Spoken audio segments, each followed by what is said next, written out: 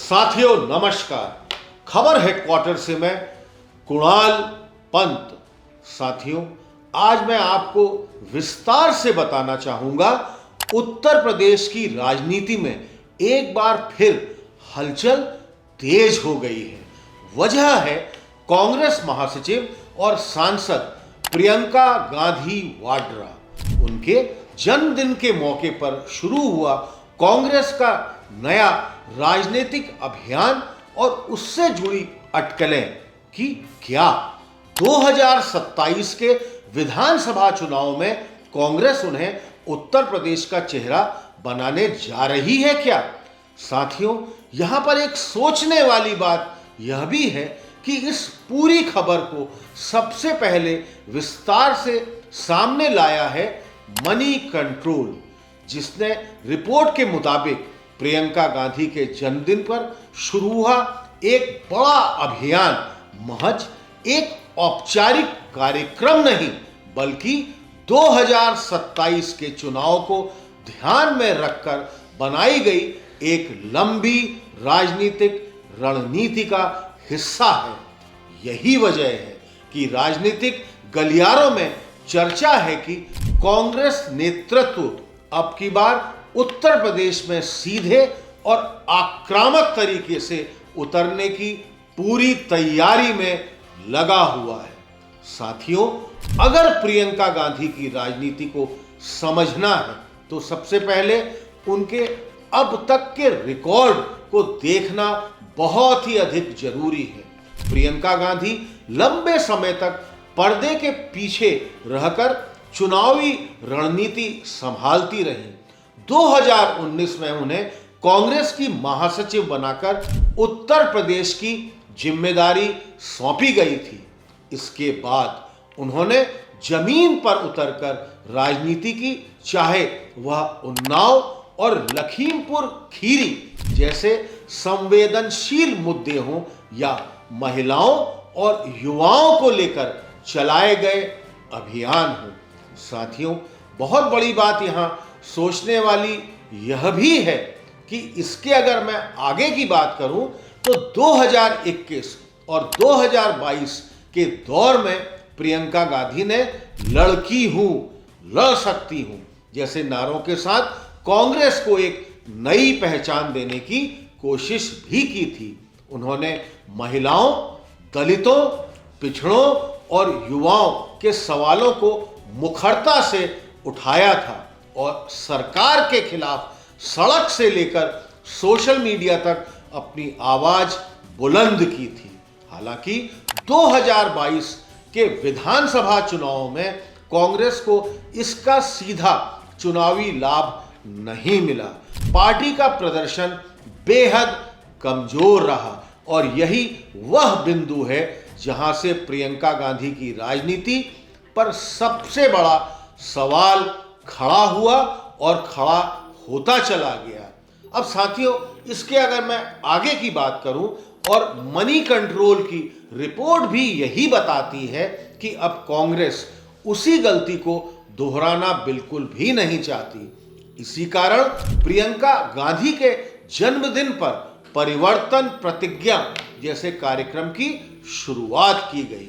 Party ने 100 दिनों की नहीं बल्कि एक लंबे राजनीतिक आंदोलन की शुरुआत मान रही है और इसको आप एक लंबी शुरुआत मान भी सकते हैं।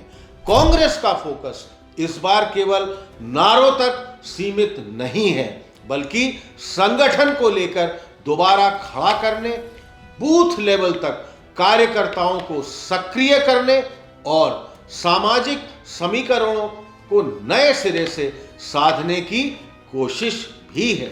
साथियों, अगर हम इसके आगे की भी बात करें तो राजनीतिक विश्लेषकों का यह मानना है कि प्रियंका गांधी कांग्रेस के लिए एक मजबूत प्रतीकात्मक चेहरा है।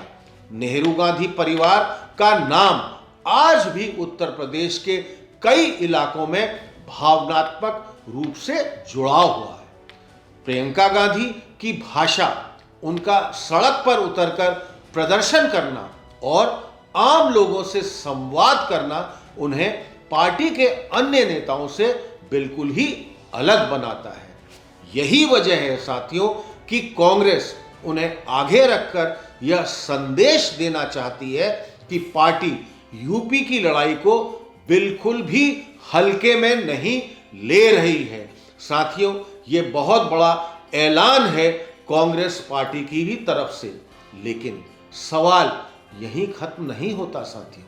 असली सवाल यह है कि क्या प्रियंका गांधी वाकई उत्तर प्रदेश में विपक्ष को नई ताकत दे पाएंगी या फिर वह योगी आदित्यनाथ के सामने कमजोर ही साबित होंगी। योगी आदित्यनाथ सिर्फ एक मुख्यमंत्री नहीं है, बल्कि वह उत्तर प्रदेश में भाजपा का सबसे मजबूत राजनीतिक चेहरा बन चुके हैं।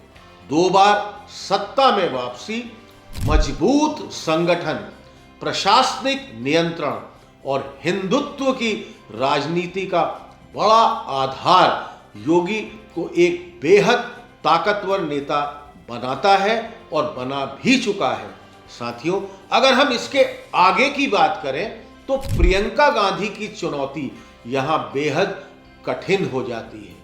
उनके पास प्रशासनिक अनुभव बिल्कुल भी नहीं है और ना ही उन्होंने अब तक कोई बड़ा चुनाव खुद लड़ा है।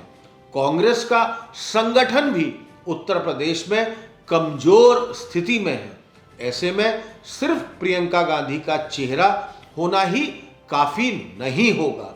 उन्हें न सिर्फ पार्टी को मजबूत करना होगा, बल्कि समाजवादी पार्टी और अन्य विपक्षी दलों के साथ नए समीकरणों को भी साधना पड़ेगा, जो कि बहुत ही अधिक आवश्यक हो गया है।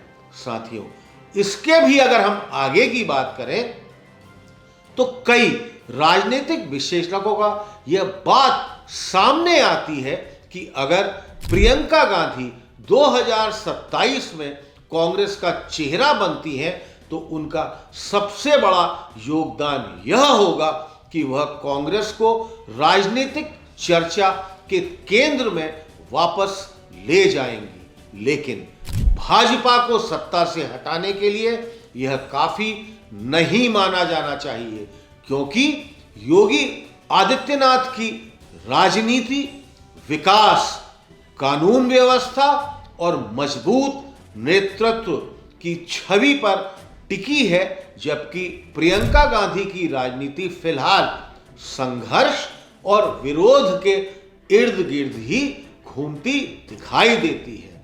साथियों, इसका यह मतलब नहीं है कि प्रियंका गांधी पूरी तरह से अप्रासंगिक हो गई हैं।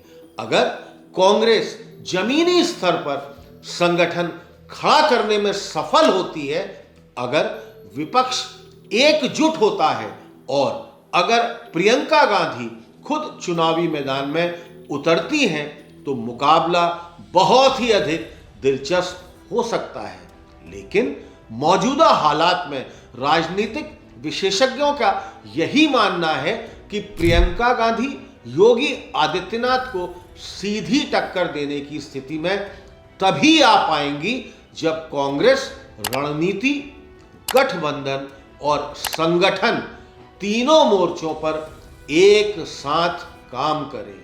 साथियों, अंत में मैं यही कहना चाहूंगा और यही कहा जा सकता है कि प्रियंका गांधी उत्तर प्रदेश के लिए उम्मीद की किरण जरूर है, लेकिन उत्तर प्रदेश की राजनीति में उम्मीद से ज्यादा जरूरत ठोस रणनीति और जमीनी ताकत की होती है। मनी कंट्रोल की रिपोर्ट इस ओर इशारा भी करती है कि कांग्रेस ने 2027 की तैयारी शुरू कर दी है, लेकिन यह लड़ाई कितनी दूर तक जाएगी, इसका जवाब आने वाले वक्त में ही दिया जाएगा। साथियों, इसी तरह के वीडियोस देखने के लिए हमारे इस चैनल खबर हेडक्वार्टर को आप अधिक से अधिक संख्या में सब्सक्राइब करिए, इसको लगातार लाइक करिए और हाँ साथियों, कमेंट बॉक्स में जाकर आप अपने कमेंट्स हमको लगातार पोस्ट करते रहिए। बहुत बहुत धन्यवाद।